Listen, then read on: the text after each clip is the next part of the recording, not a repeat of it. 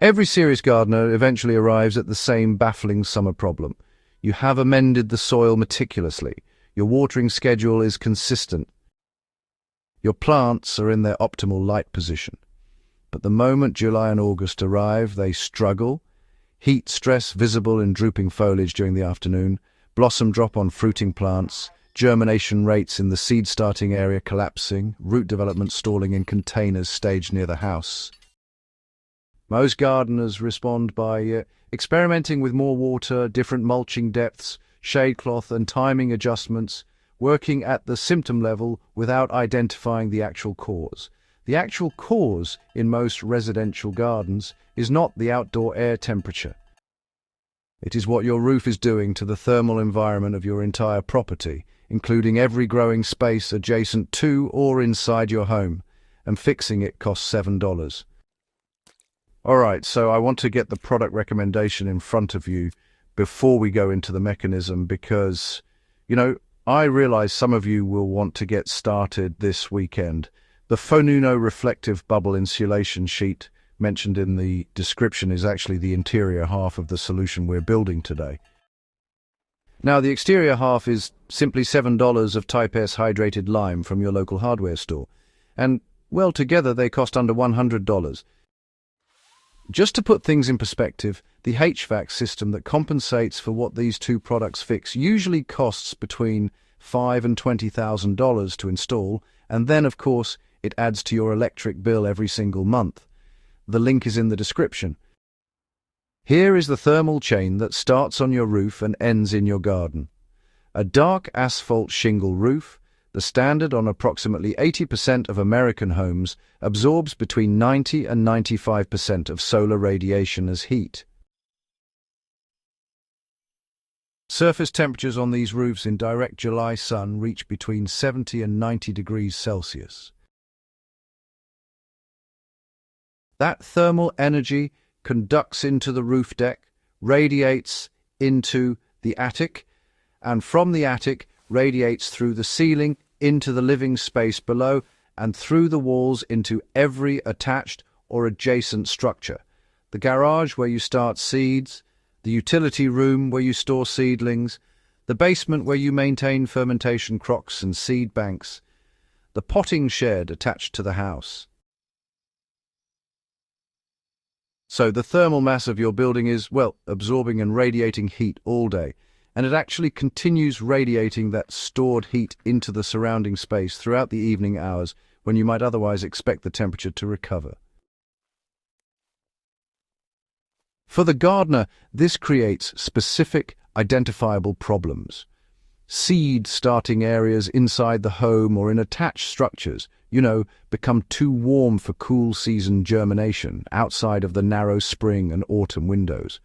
Container plants staged along south or west-facing walls that are receiving radiated heat from both direct sun and the thermally loaded house structure, experience root zone temperatures significantly higher than the ambient air temperature, and root zone temperature is more directly limiting to plant performance than air temperature for most species.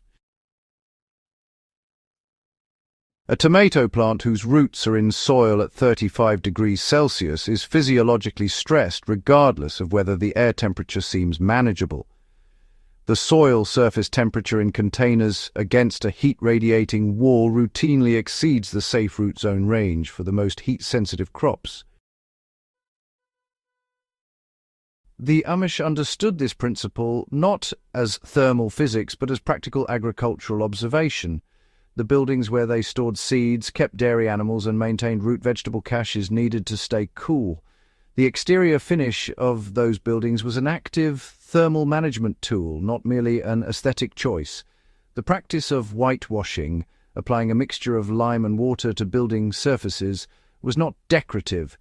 It was actually the most economical and effective method of reducing the thermal load that a building absorbed from solar radiation.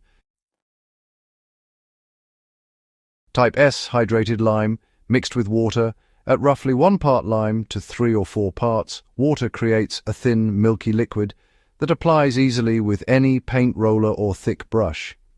Applied to a roof surface, it creates a white coating with a solar reflectance of approximately 70 to 80%.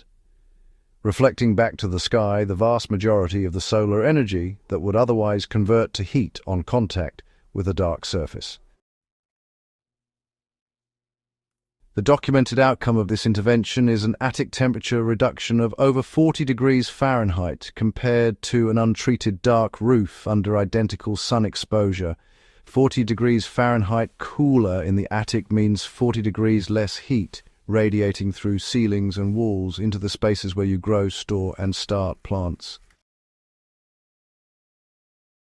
So, the thermal chain that was working against your garden now actually reverses direction. Instead of radiating heat outward from a superheated building structure, your home becomes, well, a thermally stable mass that buffers the outdoor temperature rather than amplifying it. The impact on specific garden applications is, honestly, quite concrete. Seed starting areas in the house maintain temperatures within germination range for a broader range of species and for a longer season window on both ends. The soil in containers staged near the house wall drops toward a range where root zone physiological stress is reduced. And, evening temperature recovery in the garden accelerates because the building is no longer releasing hours of stored radiant heat into the surrounding microclimate after sunset. Basement and garage growing spaces that have been, borderline too warm for cool season starts become usable again as the thermal load on those spaces is reduced. For the interior attic treatment, stapling a radiant barrier to the underside of attic rafters intercepts the infrared radiation that has entered through the roof deck before it heats the attic air. Standard attic insulation handles conduction. That's the movement of heat through physical contact. But it does not stop radiant transfer, which is the movement of infrared energy across an air gap. Both mechanisms are operating in an unprotected attic. Addressing only conduction with insulation and ignoring radiation is the reason attic temperatures reach levels that feel, absurd. The FONUNO reflective bubble insulation sheet in the description handles the radiant component.